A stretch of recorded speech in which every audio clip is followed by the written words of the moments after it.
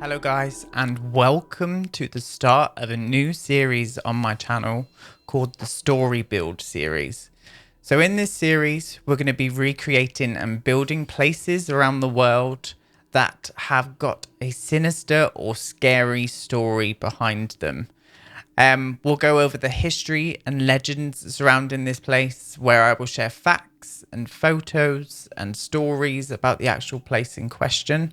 And then we'll go and recreate it in The Sims 4, in the build mode, to the best of my abilities. I hope you're going to enjoy the series, guys. We're going to get a bit scary with this. It might not be the viewing some people may like, but I think you guys are going to enjoy it. And anyway, without further ado, the first build up is the Jamaica Inn. Built in 1750 as a coaching inn on Bodmin Moor in Cornwall, the inn has a huge history with pirates, smuggling, murder and ghosts. The inn itself takes its name from the smugglers who smuggled rum into the country from Jamaica and stored it there. To this day, the inn is a hive of activity, serving food and drinks to tourists and locals. You can even stay the night in one of the haunted rooms if you dare. I did, and I have some scary stories to tell you guys a bit later on about it.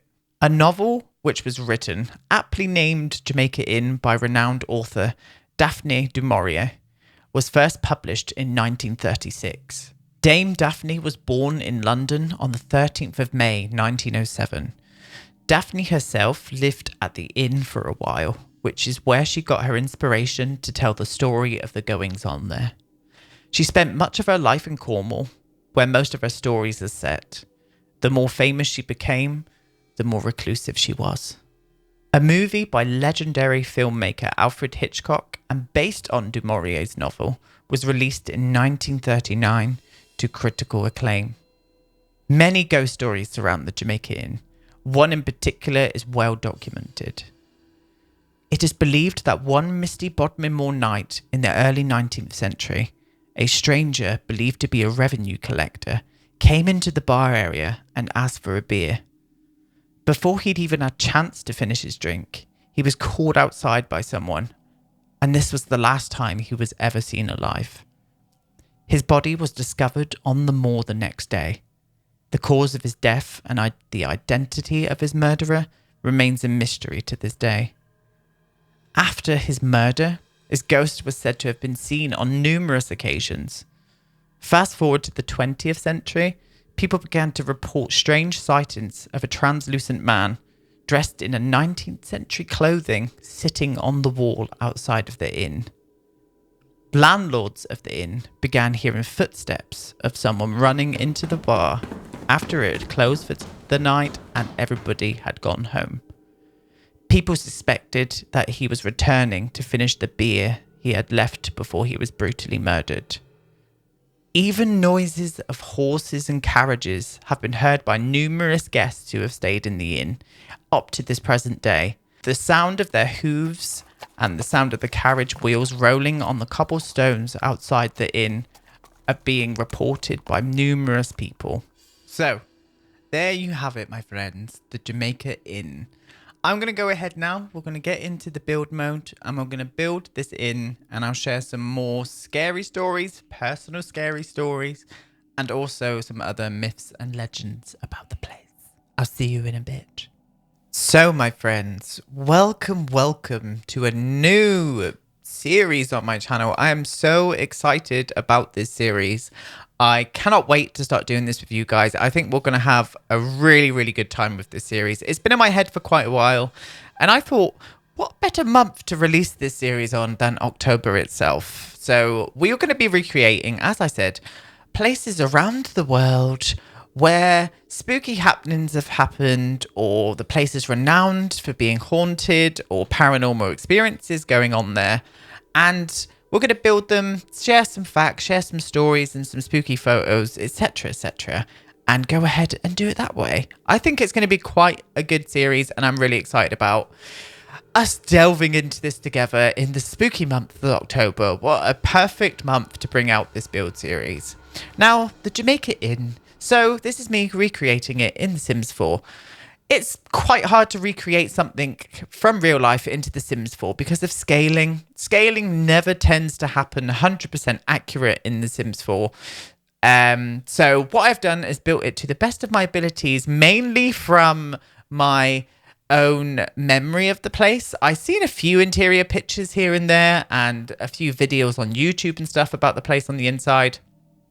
But this is all from my memory of the place. So not everything in the actual inn itself is in this build. There is also there's a museum, they've got a gift shop, they've got areas obviously where you can stay the night. It's got a huge restaurant. It has got a smuggler's bar. It's a huge place. It really is. And what I tried to recreate was just the things that I could remember mostly from it. So that is what we're going to go ahead and do now. Now, in the beginning, I was like, oh, this is going to be a bit difficult to try and get it looking exactly like it. But I think you've just got to kind of get over that sometimes and just recreate it, as I said, to the best of your ability. And that is exactly what I did. And I was really pleased. I was really pleased with the outcome of this, even though I lost a little bit of footage with the furnishing of the bedrooms and stuff. I have made sure that I've showed you a bit of the bedroom actual furnishings themselves by just pulling the objects out and then putting them back in so you guys can sort of see where I was thinking about putting stuff, etc. But yeah, without further ado, let's go into a little story about the Jamaica Inn, shall we? I'll share some stories from the interwebs. The main room in the house is room number 5. Room number 5 is quite renowned for having a lot of paranormal sightings in it. Now, I love anything paranormal. I've always been fascinated by it. It still scares the absolute shit out of me, I won't lie. But I'm just morbidly fascinated with it. I don't know where that comes from. I know there's a lot of people out there who think the same way. But room number 5 of the inn, people who have stayed in room number 5 have insisted that they've heard the shower turning on or the temperature of the room falling really, really so it's freezing and you can see your breath, etc., etc. Hearing bangs and thuds by the side of the bed at night, which would absolutely freak me out. But yeah, so room number 5, there's something renowned about the room. It's also been said that people can see figures moving through the walls and the corridors of the pub in the middle of the night. And in addition to this, managers have said that they have heard people speaking in a strange language, possibly Cornish, which I would imagine the language being Cornish, because Cornish people did have their own language back in hundreds and hundreds of years ago. People still speak it to this day. There are still people out there that can speak the old Cornish language. Obviously, you heard that in the beginning that people could hear the sounds of horses' hooves on the cobbles outside the inn. I always find that really spooky in itself because there's no way for horses to be able to get into this area now because it is kind of sort of fenced off with bollards and whatnot. But that really, really kind of gave me the goosebumps when somebody said that. Now, the area out the front of this inn is really big. I couldn't kind of get it to exactly the sort of scale to what I wanted. This is probably just a little bit too large, but it does house a whole lot of picnic benches. And we are not going to be short on picnic benches because we know how many thousands of picnic benches we do have in The Sims 4. So I was able to kind of furnish this area quite easily on the outside. I really was. And I kind of did this little circle moment out the front here where I housed lots of plants and stuff on the outside. There is an actual kind of flower bed like that on the outside, and there is a lot more sort of they're made out of solid granite, the flower beds. It's absolutely amazing. They look like carved pieces of granite, and what they've done is just packed them full with flowers and foliage and whatnot. In my head, that they were probably used as sort of horse troughs. I don't know if I could be correct in that, but when I saw them in real life, I was like, maybe there is their kind of horse trophy sort of need for them. I have no idea. That is my inkling on it. Now, I've been to this place a few times. I have stayed here as well. I did tell you guys I will tell you a story, and I will in just a second. But the one thing that I will say about this place is when you walk into it, I feel energies really easily. I don't know what it is. My uncle said it's because we have old gypsy blood, and you can feel energies very easily because a lot of my ancestors would have read tarot cards or been mediums, etc., etc. So this place has just got the most heaviest sort of atmospheric, like weird feeling when you go on the inside of it. I don't know what it is, but as soon as you go in there, you just feel this like pressure in your body, or at least I did, and my best friend also felt it. And it's not a bad feeling. It's not a bad feeling, but it's just a feeling that, God, there's definitely something here. There's definitely a presence of something in this place. But yeah, me and my best friend, we stayed here one night. We went down and we were like, right, let's go and stay. We booked our room and let's go and stay at this place and just have a nice sort of spooky night. We'll have a bit of dinner in the restaurant and have a little walk around Bodmin Moor, which we did. And it was lovely, very spooky. It was like a cold November. I remember it very clearly. It was just last year. It was a cold November night. And we stayed at this inn, and obviously we had dinner, and then we sort of retired to our room around about 10 o'clock at night. We were a little bit tipsy because we had a few beers in the bar below, and the room was cold. The room was unusually cold, and we kept like sort of mentioning about how cold the room is. Now we were like, right, let's try and sort of get spooky with this. So what we did is we downloaded, it's a load of crap, but it was just fun. We downloaded this kind of like ghost box thing off of one of our app stores. And what it does, it kind of, I don't know the kind of technology or anything behind it, but it's supposed to sort of read electromagnetic fields, and you're supposed to be able to see or hear what the ghosts are saying, like all the sort of words come through. They can be completely random, but so a few of them kind of like picked up on me, and I was like, oh my God, that sounds a bit real. Like, we were really spooked out. We were like spooked out all night. We stayed in a double bed together as well, so we were both absolutely crapping ourselves. And during the night, we managed to go to sleep. We fell asleep. During the night, my friend went, Aiden. When I was like, what? She went, honestly, that I'm sure something's just sat at the end of the bed. And I was like, Rox, shut up. My best friend's called Rox, by the way. I was like, Rox, shut up. Don't be so. She went, honestly, I don't know. I thought I was dreaming it, but I just felt this pressure of something just sort of plonk itself down at the edge of the bed, and the pressure was there. She said, it's not there anymore, but something was definitely there. So I flicked the like lamp on the side. I turned it on, and we were like kind of like sort of looking into trying to make our eyes adjust to the light. And on the edge of the bed, there was this imprint of it was just like a soft imprint of where somebody had, I don't know, somebody or something had kind of sat down. And I was like, are you actually kidding? And I was like, touch it, see what it feels like. And she was too scared to touch it. So I kind of come up to the bed, and it was absolutely freezing cold. And as soon as I touched the place in question where I don't know what it was, had sat itself down, it just gave me complete goosebumps. Like, the goosebumps went all up my arm, and oh my God, we were just completely freaked out then for the rest of the night. And to be honest, it was probably about 4 o'clock in the morning. We didn't sleep. We did not sleep then. We were up. We were pissing ourselves laughing because of how scared we were. That's just me and my friend all over. If we're scared, we will literally just piss ourselves laughing at stuff. And I don't know why, but then I just felt so uneasy that I could not go back to sleep. So we didn't. We stayed up, managed to get up around about sort of 6-ish after like talking in bed for ages, and decided to go for a walk on Bodmin Moor. So we did. We just got out of the place and went for a walk on Bodmin Moor. But that was so freaky. My best friend is so scared of this place now. We've been back a few times before. We haven't stayed again. I will be staying one day. I'd love to go back and stay again. I really would.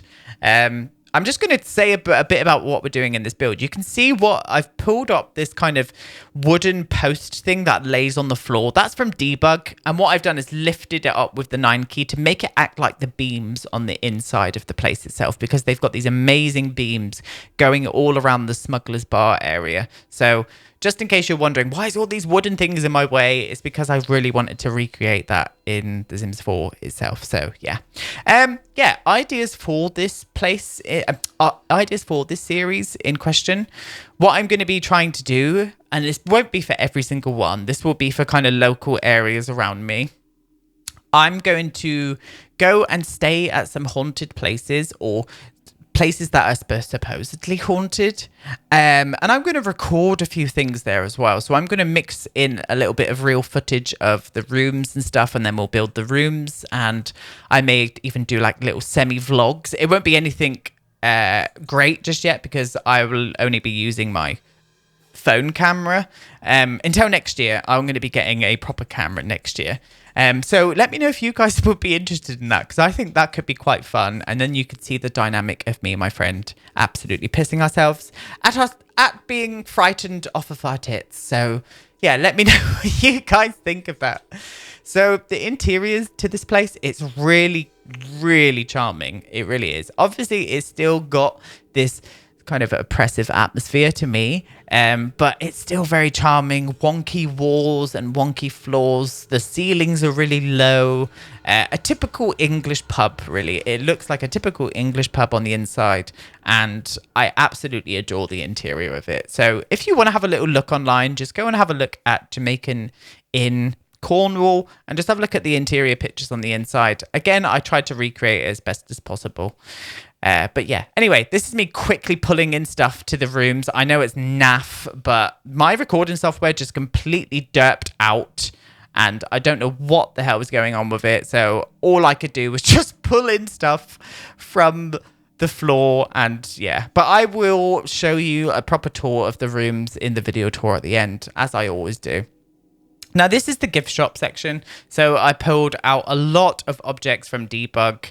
And I just wanted to make this simple little gift shop area. Now, this isn't exactly a tour like it is in real life. Now, I couldn't really remember what it looked like, and I didn't have any pictures or anything to go on, and I'd only ever been in there once or twice. So this is me just kind of like, let's just get a gift shop in there. There is one on this like particular build itself. So that's what I did. I went ahead and did that. And the museum itself, I've only ever been in the museum once. And I was a little bit inebriated with alcohol at the time, so I don't really remember being in the museum, but it was lovely. I had a lovely time talking to statues that probably weren't there. I was probably talking to a ghost. I was that pissed, I didn't even realize. So again, with the museum, I just had to pretend that it was this pirate's booty. So I don't know, a pirate ship had crashed, or an old smuggler ship. So I got out lots of objects that would look like it was in a pirate's treasure, and made this museum area in the actual inn itself. I just thought it was paying homage to the Jamaica Inn, and yeah, that's what I went ahead and did. And it's still cute. You could change the function of this lot quite easily from a bar to a museum and make it into a museum. It's completely up to you. I just wish that we had hotels in The Sims 4, or like bed and breakfast or something, where Sims could own the bed and breakfast and rent them out rooms to people. I think that would be really cool, and hopefully it could come in an expansion pack in the future. I would love to see that. I really bloody would. The next, I won't go ahead and spoil it, but the next house on this series is going to be quite a renowned, well-known haunted house that I'm going to be recreating in The Sims 4 and sharing stories again and facts, etc., about it. I'm really excited. Really excited about getting this series off and started for you guys, because I think we're all going to have an absolute blast with this one. I really do. But yeah, really cool. So guys, thank you so much for coming and watching this first part of this brand new series of Sims 4 story builds. I'm really excited about, seeing the future and where this series is going to be heading. But yeah, without further ado, I'm going to let you go off into the video tour now, and I will see you all in my next video. Bye.